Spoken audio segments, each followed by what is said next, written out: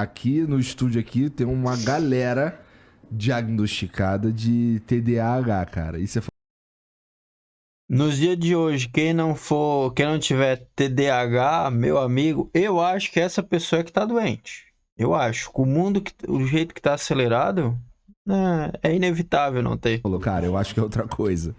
E olha, e médicos no mundo todo estão dando diagnóstico errado. Eita Eu lasqueira. sou publicado em mais de 70 países. Um dos meus alertas é tomar muito cuidado e colocar um ser humano num diagnóstico. Frequentemente não é transtorno de déficit de atenção e hiperatividade, ou TDAH. É a síndrome do pensamento acelerado.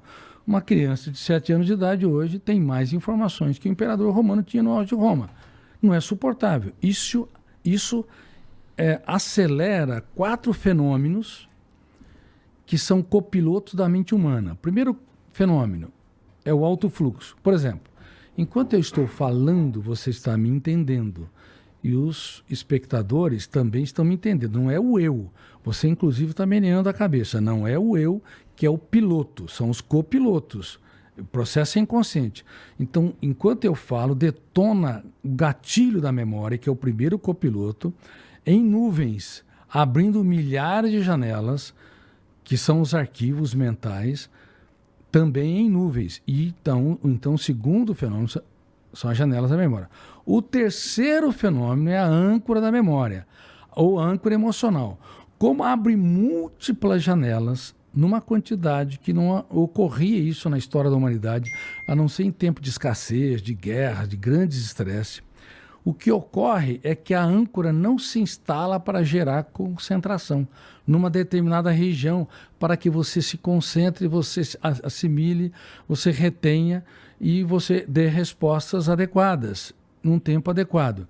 Como dispara o gatilho numa quantidade absurda, abre milhares de janelas com milhões de dados, a âncora fica dançando no córtex cerebral. Então o navio não se fixa no porto. E aí uma das consequências é uma agitação, uma inquietação, sempre querendo fazer algo ou alguma coisa. Mas no mundo todo as crianças e adolescentes estão assim, ou grande parte dos adultos também. Cara, é bonito quando o cara vê uma pessoa inteligente falando, né? É a coisa bonita de se ver, rapaz. Nesses momentos que eu me pego e me pergunto por que eu fugi da escola, rapaz. Tu é doido? Está quem trabalha com comunicação, porque tudo é muito rápido. E isso simula quais sintomas? Querer tudo rápido e pronto. Número 2, baixo limiar para suportar frustrações. Pequenos problemas têm um impacto muito grande. Número 3, asco ou aversão ao tédio e à solidão. E o tédio e a solidão são importantíssimos.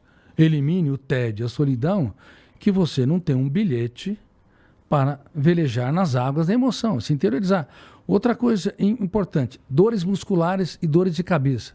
Mas por que coletivamente as pessoas estão apresentando dores musculares e dores de cabeça? Inclusive, eu tenho dado muitos treinamentos para magistrados. Eles trabalham demais.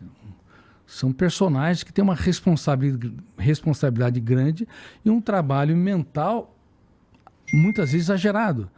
Muitos têm dores de cabeça e dores musculares. Inclusive queda de cabelo, nó na garganta, hipertensão, que representam gritos de alerta do corpo suplicando: olha, mude seu estilo de vida, porque você ultrapassou os limites. Então, sintomas psicossomáticos, frequentemente, eles representam um alerta do cérebro pedindo para que possamos relaxar mais, namorar mais a vida, viver mais tranquilamente, apesar de toda a quantidade de atividades. Ou seja, desacelerar mais o pensamento. E além disso, gera-se déficit de concentração e déficit de memória. Se você perguntar para o teu público, quem tem déficit de memória? Como frequentemente eu tenho dentro do meu Instagram orientado as pessoas. Se você está com déficit de memória, por favor, se é déficit corriqueiro, não procure seu médico, porque provavelmente ele também está esquecido. Meus...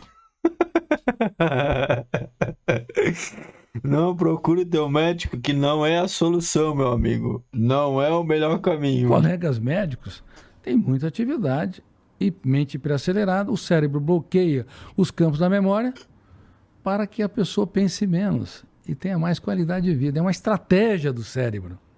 A não ser que seja um déficit importante, você esqueceu o nome de pessoas que você trabalha todos os dias, ou não está conseguindo organizar o pensamento, aí é algo mais sério.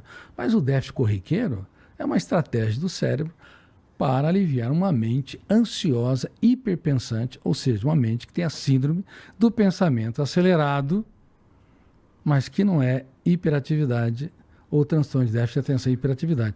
Por isso não se deveria dar drogas da obediência, como no mundo todo tem ocorrido.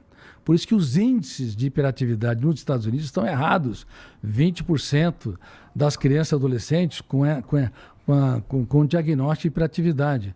Claro, os médicos, os profissionais não estudam o processo de construção de pensamentos, não sabem que se você bombardear o córtex cerebral com uma quantidade absurda, só para você ter uma ideia, na década de 50 do século passado, um jornal de grande circulação adquiria mais informações, ou tanto no passado como hoje, mais informações do que um ser humano médio conseguia incorporar durante toda a sua história. No século passado, essa quantidade de dados não faz bem para o psiquismo, nem para a construção inteligente de informação.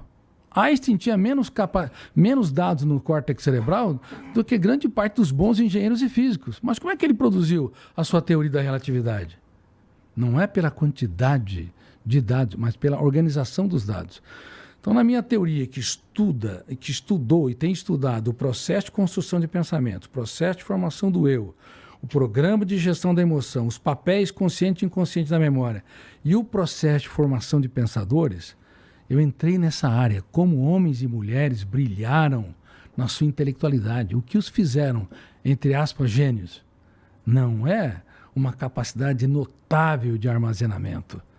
Não é uma capacidade incrível de dados. Hoje, qualquer computador medíocre tem mais capacidade, ou pelo menos de retenção e de repetição de dados. É a maneira ousada, criativa, você entender que não há céu sem tempestades e que quem vence sem riscos triunfa sem glórias.